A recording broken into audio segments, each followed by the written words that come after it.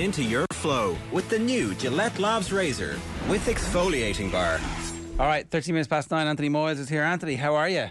I am good, Ger. Yourself? I now know your pain. Yeah. You'd be glad to know, actually. I thought of you at Stade de France. It was late in the second half, and I was like, I'm a bit hungry and a bit peckish here. Sold out of food. They were sold out of food. I was like, there you go. See? But that was kind of before I realised just how much mayhem there'd been outside. So it turns out that they couldn't organise a piss up in a brewery. Yeah. Well, there must be the same consultation parties must be involved in both national stadiums. Surely there's a stadium in one of our capital cities in Europe that actually does it correct. Food. Yeah, and get you in on time. Just wanted a bit of food. Yeah. I mean, look, there was no crowd control issues for the Leinster final. The only thing of interest were the Meath women's footballers, who unfortunately, from their perspective, were beaten by the Doves. But there's a proper rivalry brewing there. Yeah, absolutely. I watched a good bit of it. Meath will feel that they were probably hard done by on a few different, shall we say, controversial decisions, but it is an absolute proper rivalry. I tell you what's refreshing to hear is both managers actually having kind of veiled goes at each other again. Right. You know, like Mick Bohan a couple of weeks ago was kind of questioning the whole physicality in women's football, and like, Meath seemed to bring a certain brand to it. Then of course Eamon Murray had a bit of a go yesterday about it, but that's rivalry, Ger. Like, when was the last time you heard a Leinster manager? Sure, who can? Did Jim Gavin have to ever say anything about Meath in the last 7 or 8 years at Kildare, right? Did anyone ever? Now it's just, They were irrelevant. Exactly. And they still are. Correct. So there's you don't have to be veiled or otherwise. You can just be, you're actually nearly feeling sorry for the other team, which is a very, very sad state of affairs, which, listen, we've gone over 1,000,001 times. I watched the Kildare Derry or Dublin game closely, and I watched it back for my sins. Would you believe? I tell you when I watched it back, I want to try to see where exactly Dublin are, and are there areas where Derry, whoever else, can get at them. And I think there are. Presumably a rock solid defensive structure where you prevent them from scoring goals would be a good starting point. That would help. That would certainly help, yeah. And not being, 3 or 4 goals down after 7 or 8 minutes would definitely help. It's amazing. Every single Kildare goal, there was nothing. Okay, Costello had a great finish, the one where he steps inside onto his left foot. Fantastic finish, great balance. But no other goal was, you go, wow, that was, how did they do that? Every single goal was preventable by Kildare. Every single goal. Like, I'm not, I literally went back and I was obsessed with it. I started taking pictures of it yesterday, and some of the defending was out. It was just so bad. It was just so bad. Like under 12 stuff, not going with players, being sucked towards the ball. A ball comes on off the post, not knowing where your man is, which happened in the Kerry game too, being completely unaware that the man is behind you. Just bad communication, fellas being lazy. Like the first goal Kilkenny gets, he actually runs past his marker. So he's out the field. He goes past his marker watches the crossfield ball, comes in, completely ball watches, loses him, and next thing he's like, and he's away from him. O'Callaghan gets it and just slips it inside. Now people go, brilliant from Con, great movement, but that's where the goal came from. So actually, I think Kildare, when they look at it, it'll be video nasty time this week, and they'll absolutely rip them asunder. Have they got the ability, Kildare, then to kind of tighten up on all those different issues? Because they've great forwards, and McCormack and the rest of them did really, really well, and I felt sorry for them, but they obviously went out in the second half, said, right, we're just going to go with this. I think they did tighten up a bit better. And maybe it was just rabbit in the headlights. I don't know what happened that first half, but Dublin punished them, obviously. But will Dublin get that against Derry, potentially, or Kerry, or a couple of other teams? No, they won't, because the awareness, and I know people were giving out about the Ulster final, but the awareness, the use of grey matter that was going on was just phenomenal. Like, I mean, their ability to keep concentrated, as for both teams, is phenomenal. Because that stuff is not easy. No. People kind of look at it and go, it's boring, it's not easy. There's fellas running at angles all over the place, and as soon as you slip, the ball goes to the man that you slipped up on, and it's a score. So it's high pressure, high intensity, very taxing on the brain. It's 70, 80, 90 minutes of pure concentration. And it's not an easy thing, Is Kildare's approach in last year's Leinster final now vindicated? No, it absolutely isn't. I'm not even joking. No, that's a nonsensical. I think That's a fellow Kerry man there coming right out. I'm just wondering, is it like that is the weirdest shit take that we've ever had on this show, where there's been a long catalogue of it's not a take, it's actually just a question. Right, okay, erroneous piffle is my answer to that one. It's funny. I saw, I think, one of the articles in the Irish Times on Saturday, and it was kind of saying that, I think there was a general realisation that last year the idea by Jack was to keep the score down. Now, no one said that before the game or slightly thereafter. It was only kind of become kind of nuanced now, which he obviously did. Dublin didn't score a goal last year. And okay, so the overarching thing. Also a completely crap team last year who were like out on their feet and like not good. The overarching theme of keeping the score down is obviously ridiculous. I'm not seriously suggesting that that's what Kildare should have done, but Dublin didn't score a goal last year. What killed them on Saturday? 5 goals. I forget the black and white ridiculous nature of that question. In terms of your approach to Dublin, can you reasonably go into a Leinster Championship game and say we're going toe to toe here? We're letting this. I don't think they went toe. I think where I'm slightly disappointed in the selection of the Kildare team, and I would have to look at the Kildare starting 15 last year for the Dublin game and see how different it was to this. But definitely there was a different feel as regards. I thought the 2 wing backs for Kildare were potentially more wing forwards, if you get me, right? So they'd one eye on attack. Sorry, they probably had nearly 1.5 eye on attack, if you get me. So they're like, defending is an art and defending is a skill, okay? So you either have fellas who are all-out defenders, they've been defenders all their lives, and they see danger before it even happens. They cut stuff off that no one really watching ever really notices. Do you get me? So it's just those small things. It's their positioning. It's just their ability to stop a run. It's their position to kind of, when the guy looks up at the ball, he goes, oh, that pass isn't there. But yet, when you're not doing those things, all the gaps start to show. And for me, that's really what happened. So you'd have to go back and say, okay, is that symptomatic of Kildare saying we're going to have a right go at them and we're going to go all out and we're going to put them under major pressure? Or is it just symptomatic that Kildare had the wrong fellas in the wrong positions? Okay, so it could be chicken and egg, really, that one. Dublin will not get the same type of situation against either Donegal or Derry. Whoever comes through, I'm not so sure about Galway. And I think they definitely won't get it with Kerry, because I think the Kerry unit as a defensive unit this is what we spoke about last year. They were lazy, they were letting runners go, they were being attracted to the ball in 2s and 3s. They're trying to get to the ball, but next thing a guy's in behind and a hand pass over the top. This backdoor cut thing that Dublin do a lot, that takes maximum concentration. It takes a lot of work, but it also takes a man that when the backdoor cut happens, it takes a man who's noticing this, who comes across from the middle to cut it out, because it's actually a very, very difficult thing to defend against as a corner back.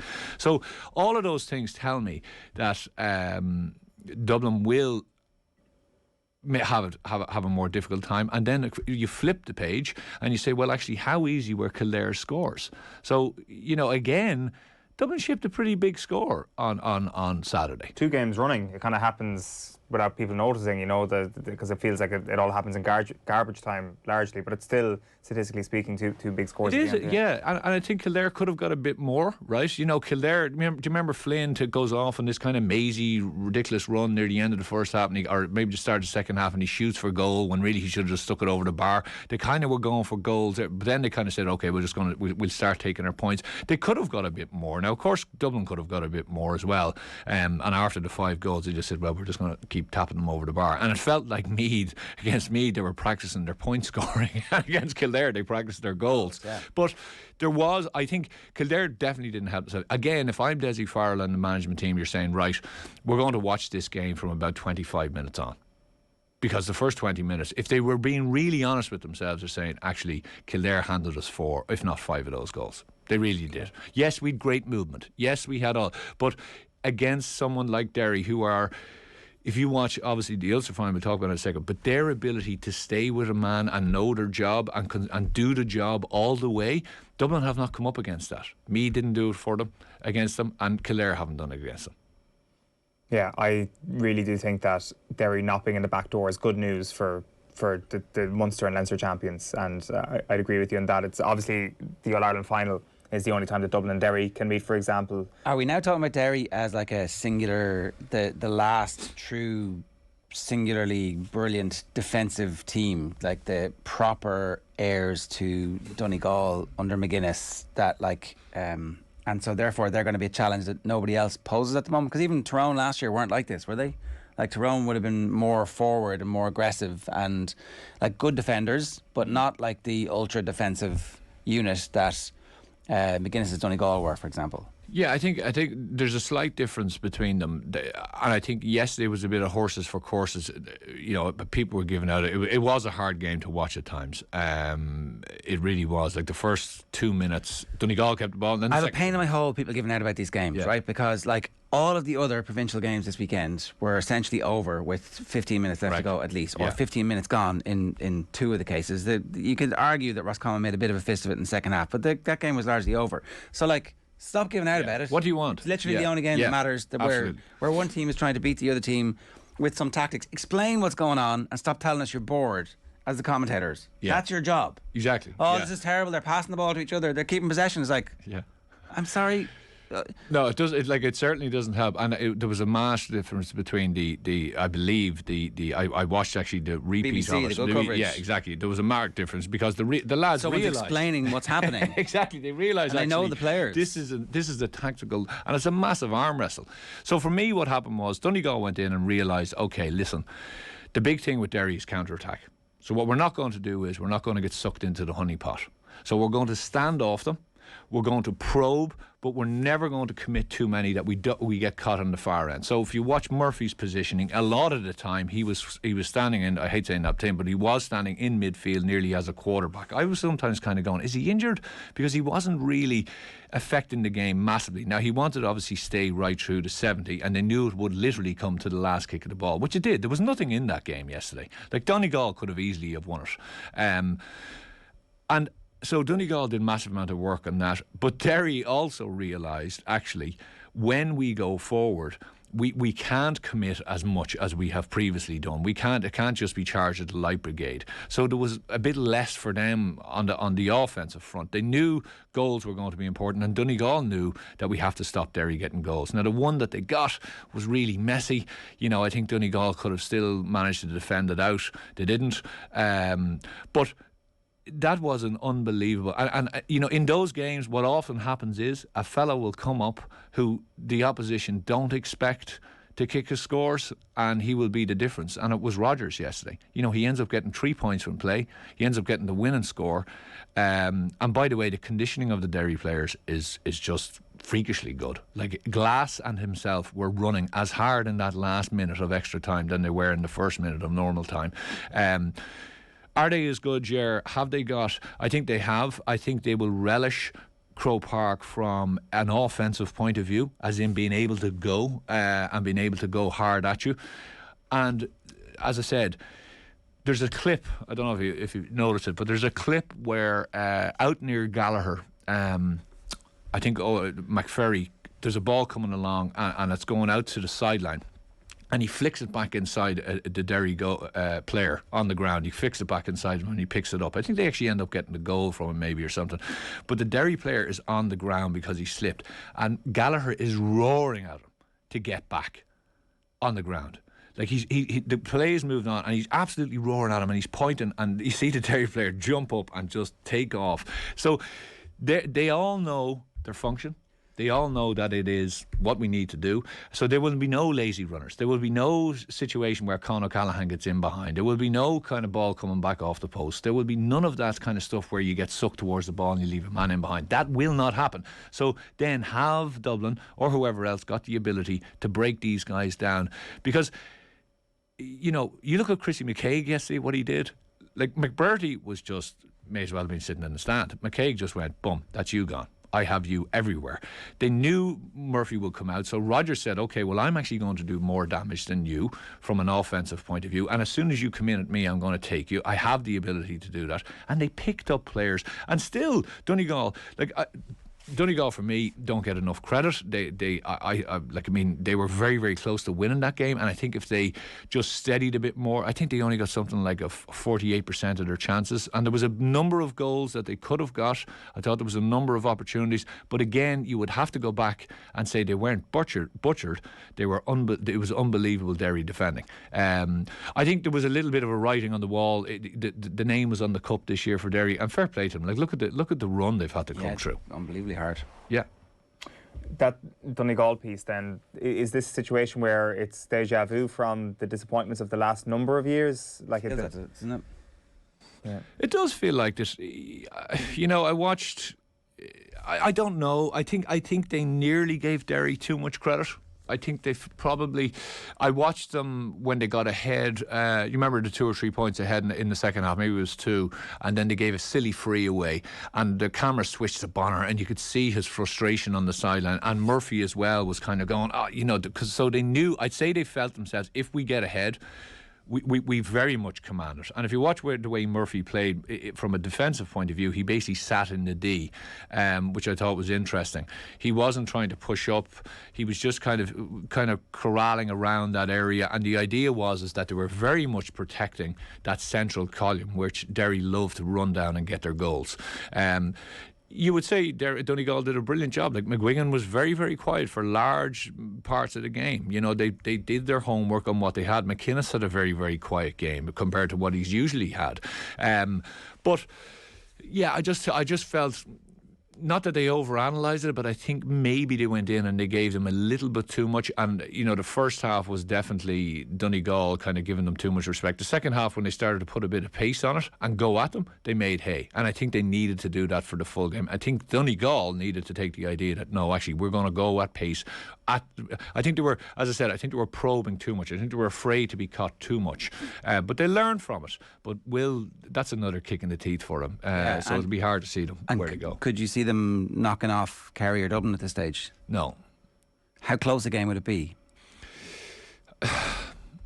I think the psychological factor of this one again is a big determinant factor. You know, you're coming in, but again, can they get themselves to a position?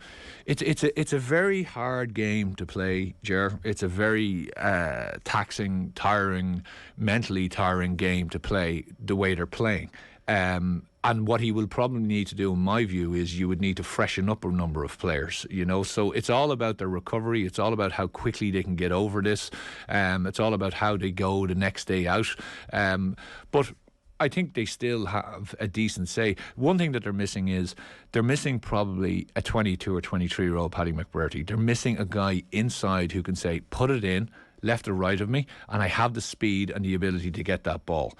So they never had that out ball, if you get me. Even when they broke it down from Derry, they were never. McKaig had obviously done an unbelievable job on him, but they never had someone else. They never had someone else in there beside him that was able to say, listen, I can win a ball and take them on and bring us further up the field. So every time they got the ball, it was, we build slowly, you know, and we look for the loopy runs and everything else, which is all fine. But I think they only kicked in. Well, they kicked that one long high ball in once and they nearly got a goal out of it.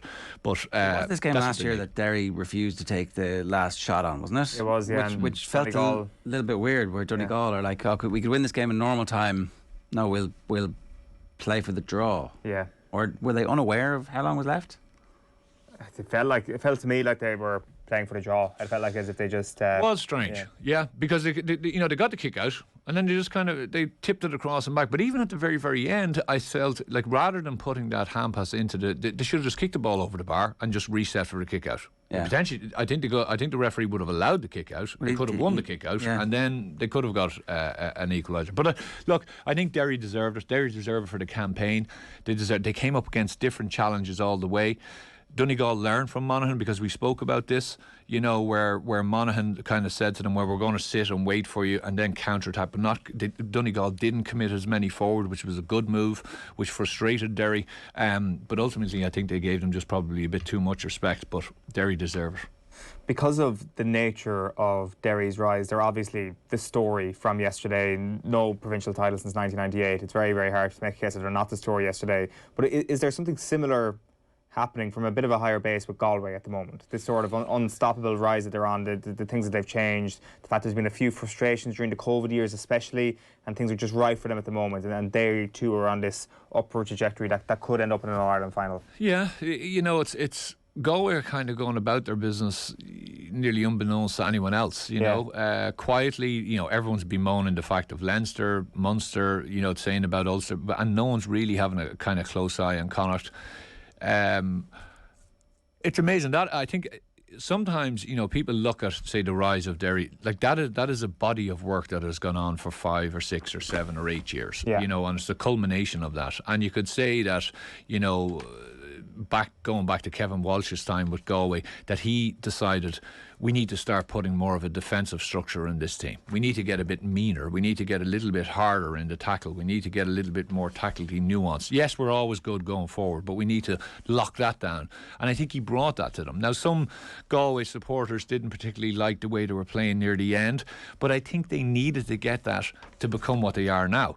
And I think Pádraig, to be fair to him, has just built on that. He knows he has the forward power. He knows he has the ability. Did come in and say, we're not playing Galway style, we're going to get back to Galway style, and then they got spanked a couple of years and now he's back. So Absolutely. It does feel like there's a little bit of unfairness in this is going to be a new broom, we're going to get rid of all the Kevin Walsh here, and then actually they're like straight back, hang on a second.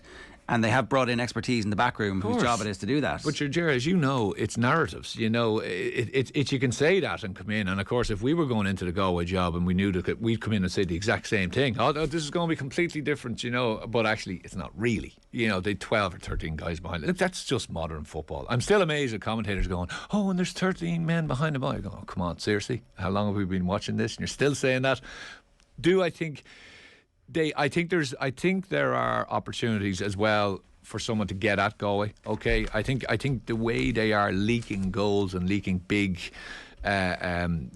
changes in momentum against them is not great. Like even Roscommon were dead and buried and should have been dead and buried, but yet they still come back to get within 3 points of them. I think Roscommon, when they changed things up in the second half and went a bit more direct, right, and actually started playing ball into their full forward line and runners off, they got a lot of joy out of that. So I think anyone playing Galway will go, okay. I think they are set up well that they will snaffle you if you're moving the ball left and right, and they'll frustrate you, and they've enough speed and power down on the break and the counter-attack to catch you. And of course they've got some forwards that once you just put it into space, these guys will harm you. But I think if you do go at them hard and early, there's some gaps in that defence.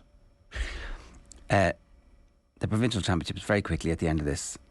What do we do? It's like how long have we got here? It's never going to change, is it? Like we're stuck in this weird where Ulster's great. We don't care. Screw you. Don't touch our championship. It's the greatest. Yeah. And okay, great for you lads. Well done. But we're supposed to be like this is supposed to be like a unified thing where we're all in this together. But we're not. We are not in this together. Yeah, like a few years ago, I remember with the CPA that one of the things we put in was, you know, that there would be a vote to put in whereby basically it would be a situation where you know, there would be responsibility and acceptability that you actually, what way you voted for, it would be known. Okay, so everything would be there, and it would be very, very opaque and transparent, and away you go. And I remember, I think it was actually Larry McCarthy, I think, stood up and spoke against it and said, you know, no, we're not going to do this. So the transparency thing, I think, is enormous, because first of all, the first step is you need to know, well, who is voting against what? Like, who are the people? Like, so did Dublin vote against some of the proposals last year? Have Meath voted against it? Have the people in Leinster, which way are they voting? Like, are they voting that they want change but they're just being hammered down by everyone else, so actually fair play to them? Or are they still voting with the status quo and a few tinkerings around the edge? My worry always was that when the club part came in and the split season came in, that there would be a doff of the hat to that because there was such a groundswell of opinion, but then they'd go, well, actually, and don't worry, we'll look after the rest, which is basically what happened.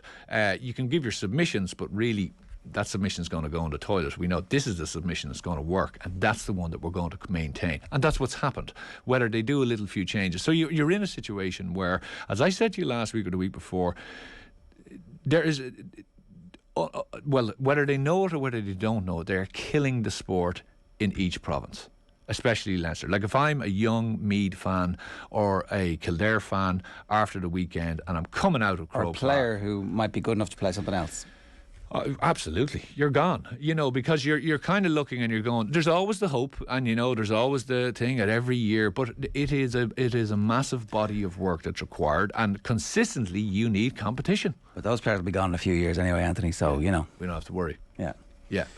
And unfortunately that's where we are. And competition. Can only, I heard you lads talking earlier on about the Tailteann Cup games. You look at the score lines of the Tailteann Cup games and you're going, actually, they were pretty exciting games. Yeah. 2-3 scores in it. Both teams going at it, hammer and tongs. Yeah, the principle of pitting opposition against each other who are of a similar standard. Yeah, and this stuff, if a fellow wants to go to America, go to America. Yeah. That's fine. Yeah. Enjoy yourself. But the county persists. We move on.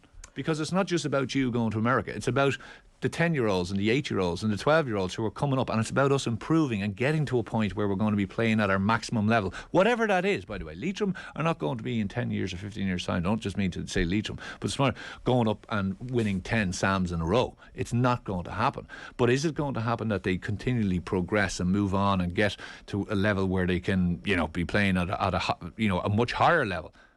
Absolutely.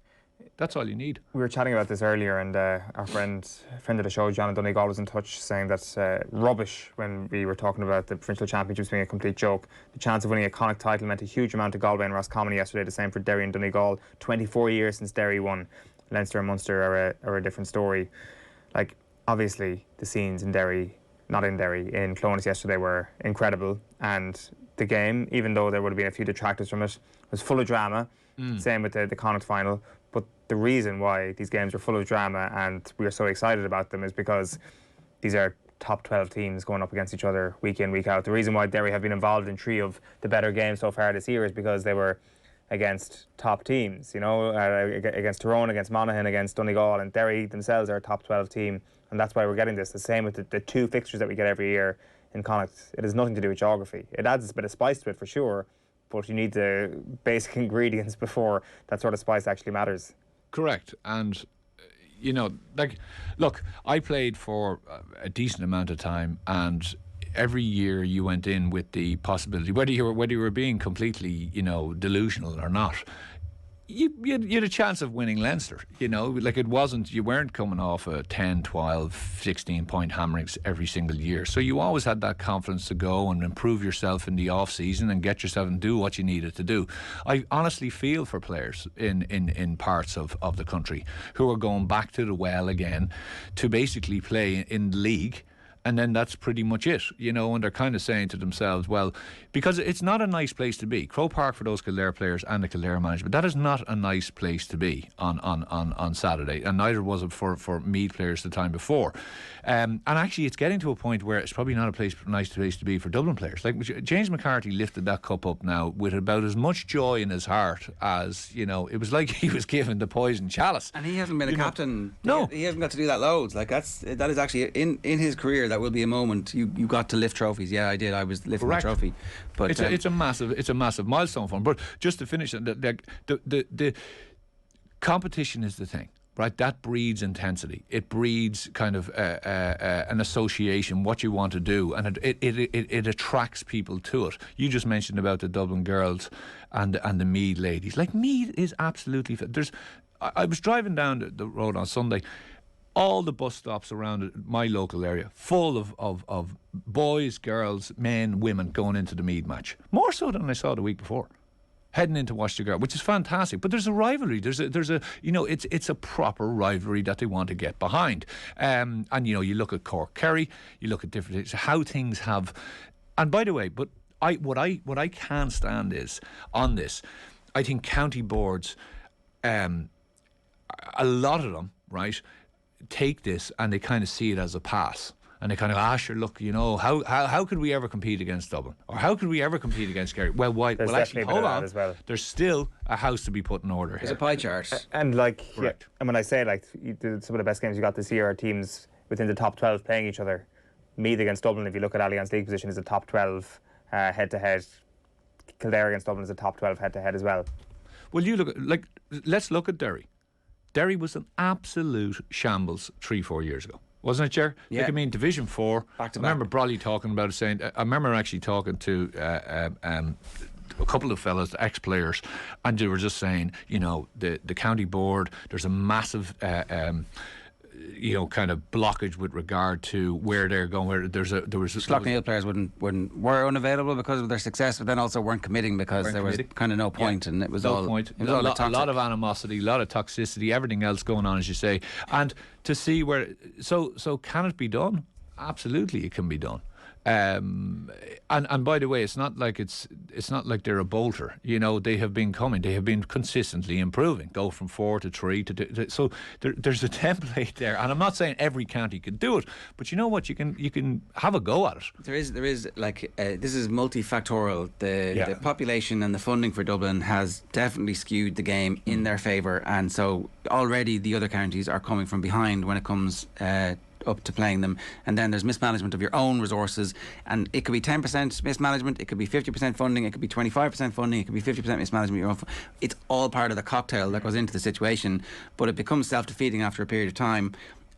The biggest problem of all is the competition structures are screwed, and until you fix the competition structures, and for that we know there is no appetite to do it properly, they've created what is going to be a disaster down the line, where we're stuck now with a new system. We haven't even seen the worst part of the new system yet. That's going to come in next year with the round robin, where they're going to have a round robin where 1 out of the 4 teams is going to get kicked out. And you're like, what? Yeah, absolutely. And actually, my last thing, that competition structure, if it comes in, so let's say you have a, you know, whatever, 6 groups or whatever it is, 4 or 5. What that will actually show is, what it will massively highlight is the county boards and the counties who aren't doing the work, the mismanagement, right? Because at the moment you can kind of, as I said to you, you can kind of get away with it. You know, you get hammered by Dublin and you go out and you hope for, you know, another, maybe you get someone who's just in just as bad a state as you are in the in the qualifier, and you beat them and you get 1 win on, and then the players get a big ramp up and you get bet by 4 or 5 points by another team. Jesus, that wasn't a bad year. But actually, you lift the hood, you say, well, hold on a second. Like any organisation should be, what's the revenue? What's the inputs going into this? Where's the outputs? Can't talk about the money. Meath's tails must be up. Meath's men's tails must be up after Saturday's performance by Kildare. I mean, it wasn't that bad after all, as it turned out. Fairness, he's just looking to annoy this morning, isn't he? 9:45, we're a bit late. We got to go. Right, tomorrow, Keith Wood, and maybe even a power rankings. Are we going to have power rankings? Maybe tomorrow. We'll do,